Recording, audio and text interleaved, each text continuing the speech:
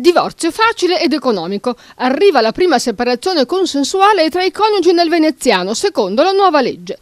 A mettere la bandierina è il comune di San Donà di Piave, che ha trascritto la prima separazione consensuale secondo la nuova procedura, per la modica cifra di 16 euro, giusto le spese dei diritti di segreteria.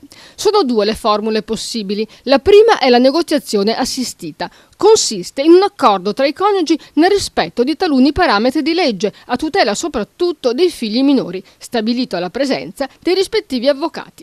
La seconda ipotesi si può attuare qualora non siano presenti figli minori. Non prevede nemmeno la presenza di avvocati e l'atto, su richiesta dei coniugi, è preparato direttamente dall'ufficio di stato civile del comune e sarà possibile a partire da febbraio.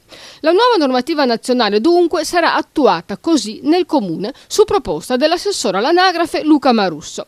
Si tratta di un carico di lavoro importante per l'amministrazione, se d'ora in poi chi vuol separarsi ricorrerà al comune, ma la legge sgrava i tribunali di parecchio lavoro e soprattutto protegge le tasche dei cittadini in un momento particolarmente difficile per l'economia. Nel 2014, ad esempio, l'84% delle separazioni sono state consensuali e dunque la procedura semplificata dovrebbe riguardare buona parte della materia, un bello sgravio per i tribunali e per i cittadini.